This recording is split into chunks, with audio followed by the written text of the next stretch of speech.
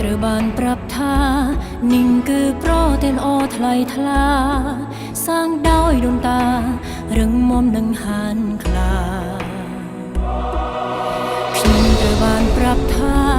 និងគឺទឹកនៃដ៏អស្ចារ្យវប្បធម៌មហាពេញដោយអត់កំបា